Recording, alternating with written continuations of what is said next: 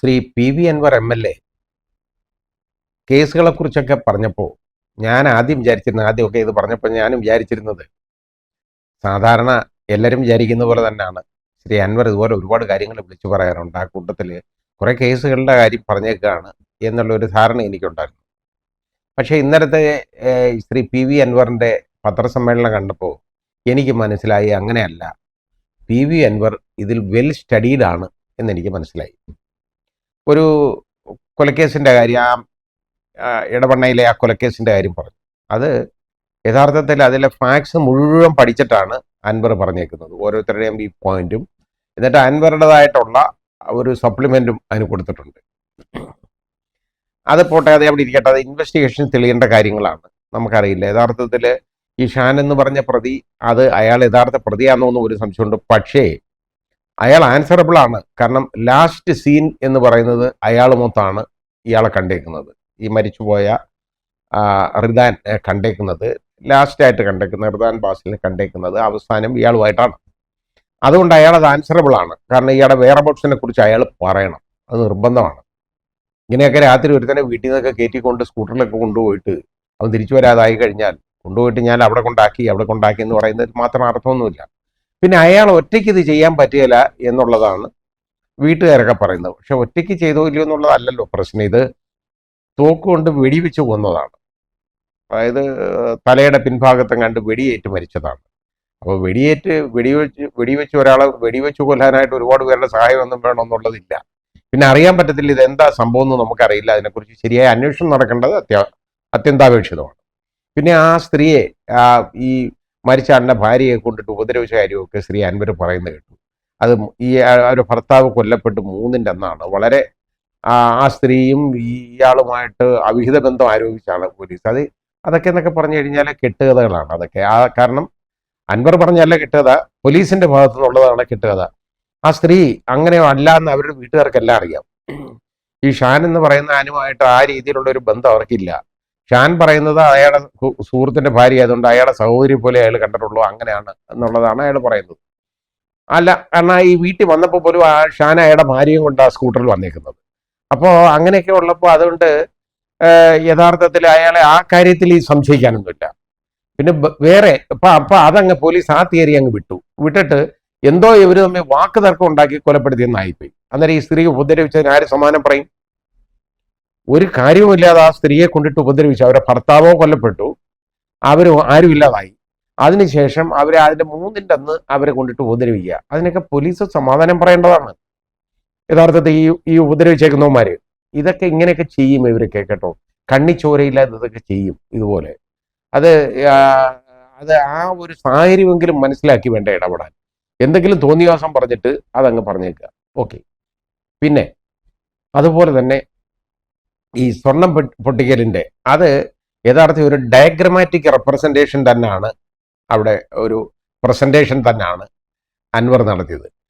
അത് സത്യത്തിൽ വളരെ ശരിയുമാണ്. ഈ സംഭവം ഇതിങ്ങനെയാണ് ഇത് നടന്നുകൊണ്ടിരിക്കുന്നത്.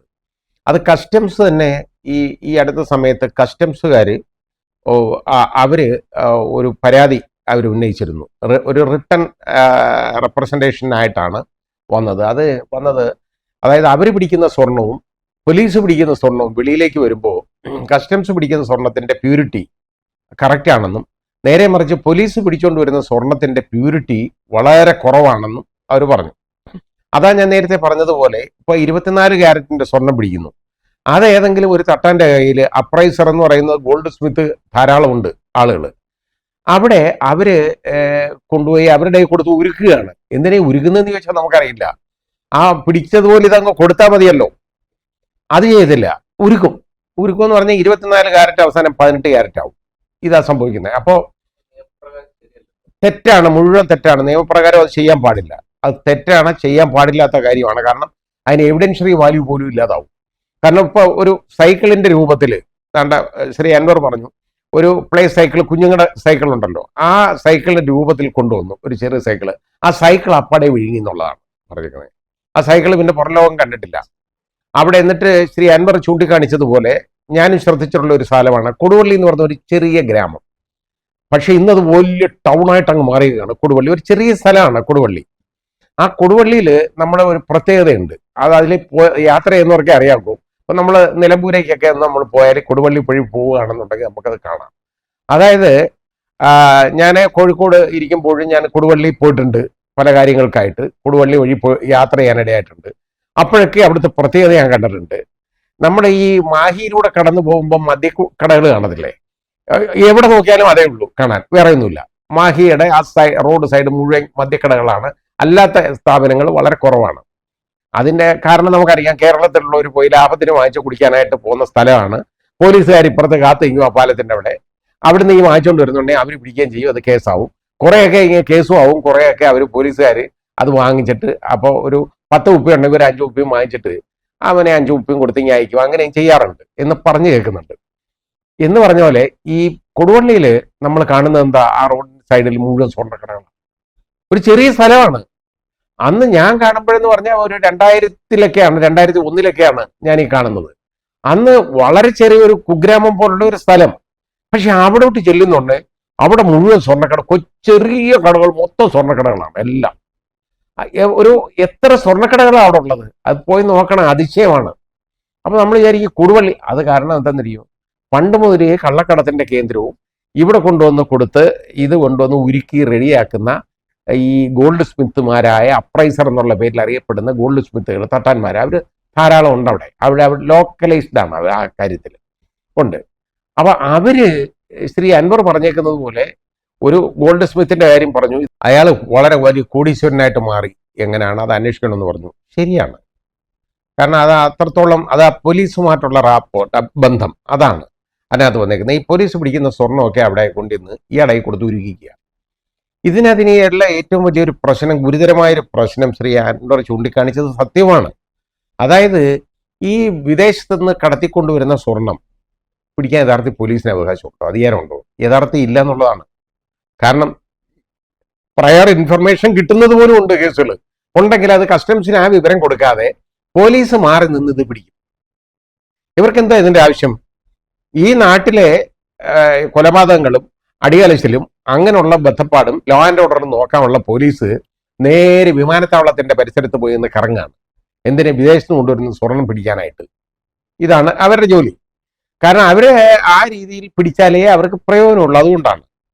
അത് മാത്രമല്ല, ചൂണ്ടിക്കാണിച്ച വളരെ സത്യസന്ധമായ ഒരു കാര്യം അതിൽ പറഞ്ഞ് കണ്ടു. 186 കേസുകൾ ഇവിടെ, അതുപോലെ കോഴിക്കോട് നിന്ന് ഈ കരിപ്പൂരിൽ നിന്ന് സ്വർണം പോലീസ് പിടിച്ച കേസുകളുണ്ട്.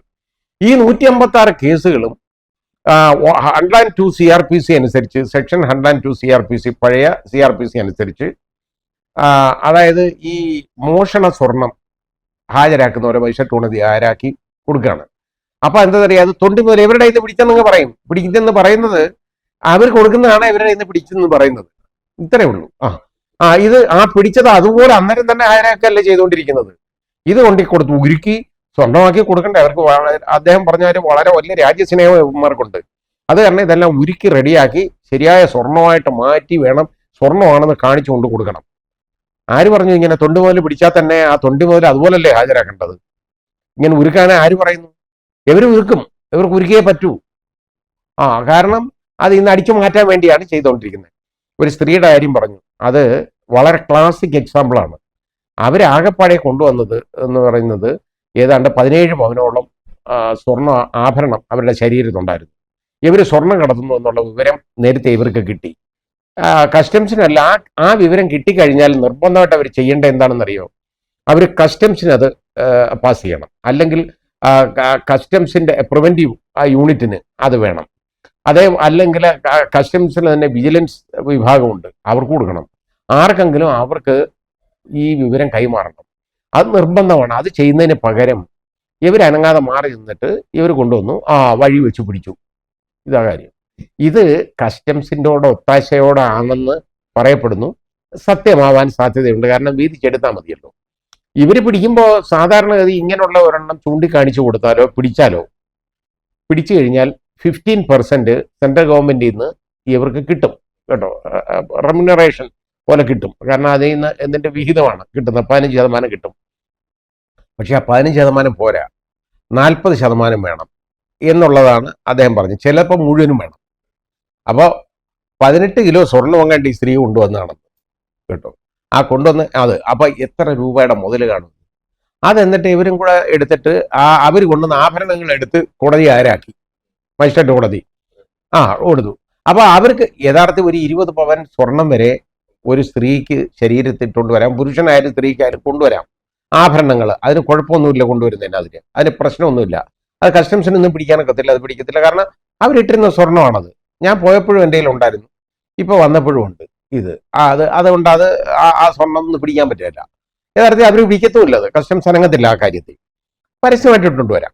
ഇത് ഈ 17 പവന്റെ സ്വർണ്ണം ഇട്ടുകൊണ്ട് വന്ന ഈ സ്ത്രീയെ ഇതുപോലെ പിടിച്ചോണ്ട് കൊണ്ടുവന്നപ്പം മജിസ്ട്രേറ്റ് ചോദിച്ചത് എന്തിനാ പിടിച്ചോണ്ട് വന്നത് എന്താ ചോദിച്ചു. അത് മോഷണ മുതല, ഇവര് പറഞ്ഞു അവരുടെ മുതലാണ്. അവസാനം തിരിച്ചിറക്കി അങ്ങ് വിട്ട്, ഒന്നുമില്ല. 102 അനുസരിച്ചുള്ള പ്രൊഡക്ഷനാണ്. ഈ 156 കേസുകളും യഥാർത്ഥത്തിൽ പോലീസ് അന്വേഷിക്കണം. ഇപ്പൊ ഏതാണ്ട് ഇൻവെസ്റ്റിഗേഷൻ മെക്കാനിസം ഉണ്ടാക്കി വെച്ചേക്കല്ലേ. എന്തിനിത്?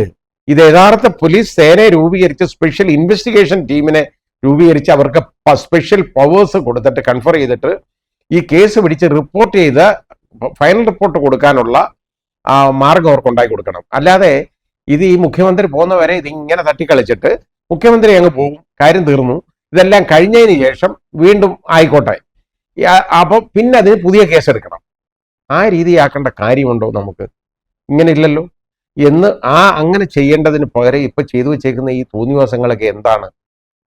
പിന്നെ ഇത് മാത്രമല്ല, ഇത് ആ സൈക്കിള് മുഴുവനായിട്ട് വിഴുങ്ങി എന്ന് ശ്രീ അൻവർ പറഞ്ഞു. കാരണം അവരുടെ ദേഹത്തുള്ള ആഭരണം മാത്രം പ്രൊഡ്യൂസ് ചെയ്തു, ബാക്കി അവർ കൊണ്ടുവന്ന സൈക്കിളിനെ കുറിച്ച് ഒരു വിവരവും ഇല്ല. ഇതാ പറഞ്ഞേക്കുന്നത്. ഇങ്ങനെ എത്ര പേരുടെ കൈ 156 കേസുകളിലെ സ്വർണം പിടിച്ചതാണ്. ഈ ഏതാണ് ഒരു ആവറേജ് അദ്ദേഹം പറഞ്ഞ പോലെ ഒരു 3 കിലോ സ്വർണ്ണം, 3 കിലോ ഏറ്റവും കുറവാണ്, അതായിരിക്കല്ല കാര്യം.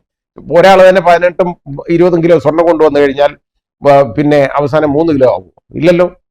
ആവറേജ് നോക്കിയാൽ ആവറേജ് 3 കിലോ വെച്ച് കണക്കാക്കിയാൽ തന്നെ എത്ര പവനായി? ഈ രീതിയിലാണ് ഇത് പോയിക്കൊണ്ടിരിക്കുന്നത്. കാരണം ഇത് പോലീസിന് കൊടുക്കാതെ ഇത് പിടിക്കും, പിടിച്ചതിന് ശേഷം ഇത് കസ്റ്റംസിന് കൊടുക്കാതെ പോലീസ് പിടിച്ച് ഇത് ഉരുക്കിയെടുത്താൽ ഞാൻ നേരത്തെ പറഞ്ഞ പോലെ 24 ക്യാരറ്റ് പ്യൂരിറ്റി ഉള്ള സ്വർണം അത് അവസാനം 18 ക്യാരറ്റ് ആവുമ്പോൾ എന്തുമാത്രം വ്യത്യാസം വരുമെന്നറിയാം. ഒരു പവനിൽ നിന്ന് എത്ര രൂപ അടിക്കാൻ പറ്റും? ഒരു പവനിൽ നിന്ന് ഏറ്റവും കുറഞ്ഞത് ഒരു 20,000 രൂപ കിട്ടും. 20,000 രൂപ ഏറ്റവും കുറഞ്ഞത് കിട്ടും. അങ്ങനെ വരുമ്പോൾ മാത്രം. എന്നിട്ട് ഇത് മൊത്തം കൂടെ അങ്ങ് അടിക്കാൻ ആണെങ്കിലോ കോടിക്കണക്കിന് രൂപ കിട്ടും. അത് വന്നുകൊണ്ടിരിക്കുകയാണ്. അങ്ങനെ എത്ര കോടി രൂപ അവിടുന്ന് ഉണ്ടാക്കിയെടുത്തിട്ടുണ്ടെന്നറിയോ? അപ്പൊ അത് യഥാർത്ഥത്തിൽ മുഴുവൻ കേസുകളും അന്വേഷിക്കേണ്ടതാണ്. അത് ശ്രീ അൻവർ ചെയ്തേക്കുന്ന ഒരു വലിയ സേവനമാണ് ഈ 156 കേസുകളിലെ വിവരം ശേഖരിച്ചെടുത്തതും ഇത് റിപ്പോർട്ട് ചെയ്യുന്നതും. അത് യഥാർത്ഥത്തിൽ ഒരു റിപ്പോർട്ടായിട്ട് പരിഗണിച്ച് അത് എടുത്തിട്ട് അതിന്റെ മേളിൽ FIR രജിസ്റ്റർ ചെയ്തിട്ട് അതിന്റെ പുറത്ത് മുഴുവൻ അന്വേഷണം നടത്തണം. അല്ലാതെ ഇതുപോലെ ഇരുട്ടുകൊണ്ട് ഓട്ടാടി അടയ്ക്കാനായിട്ട് ശശി രക്ഷപ്പെടുത്താനും ഒക്കെ ആയിട്ട് മാത്രം ഉള്ള ഒരു എക്സർസൈസ് ആയിട്ട് ഇത് മാറരുത്. അതാ ചെയ്യേണ്ടത്, അത് ചെയ്യണം. ഇനി ഇത് ഞാൻ ഇപ്പൊ പറഞ്ഞു, ശ്രീ അൻവർ വലിയ കാര്യത്തിൽ ഞാൻ പറഞ്ഞില്ലേ, അത് നോക്കിയപ്പോ ഈ ശശിക്കെതിരെയുള്ള പരാതി ഒന്നും എഴുതി കൊടുത്തിട്ടില്ല. അതൊക്കെ വിളിച്ചു പറഞ്ഞതേ ഉള്ളൂ. പക്ഷെ വിളിച്ചു പറഞ്ഞത് എല്ലാവരും കേട്ടതാണല്ലോ. അത് ഈ പാർട്ടി സെക്രട്ടറിയും അത് എപ്പോഴും ബഹുമാന്യനെന്ന് ഉപയോഗിച്ചിട്ടേ ശ്രീ അൻവർ പറയാറുള്ളൂ. ബഹുമാന്യനായ പാർട്ടി സെക്രട്ടറിയും ബഹുമാന്യനായ മുഖ്യമന്ത്രിയും ബാക്കി ബഹുമാന്യനായ DGP ഒക്കെ ഇത് കേട്ടിട്ടുണ്ടല്ലോ. ഈ സാധനം കേട്ട് കഴിഞ്ഞാൽ പിന്നെ ആ വാർത്താ സമ്മേളനത്തിൽ പറഞ്ഞു കഴിഞ്ഞാൽ പരസ്യമായിട്ട് ഒരാൾ പറഞ്ഞു അത് പോരെ, ഇനി ശശിയുടെ പേര് എഴുതി കൊടുത്ത് തൊട്ടും കാണിക്കണമായിരിക്കും ഇതാരാണെന്ന്, ശശിയെന്ന് കേട്ടോ. ഇത് എന്നാലേ അവർ അതിന് നടപടിയെടുക്കൂ എന്ന് പറയുന്നതിൽ എന്തെങ്കിലും അർത്ഥമുണ്ടോ? ഇവിടെ ഇപ്പോ പാർട്ടി എന്ന് പറയുന്നത് ഇപ്പോ നമ്മുടെ ബഹുമാന്യനായ മുഖ്യമന്ത്രിയാണ്, അല്ലാതെ വേറെ ആരുമില്ല. അതാണ് നമുക്ക് ഇതിൽ നിന്ന് മനസ്സിലാവുന്നത്. അദ്ദേഹത്തിന്റെ കീഴിൽ ഇരിക്കുന്ന ആളുകളാണ് ഈ പാർട്ടി സെക്രട്ടറി, അതുപോലെ തന്നെ ഈ ശശി എന്ന കാര്യമാണ്. അപ്പോൾ അദ്ദേഹം പറയുന്നതാണ് ഇവിടെ നിയമം, പാർട്ടിയെ സംബന്ധിച്ചിടത്തോളം ഉള്ള നിയമം.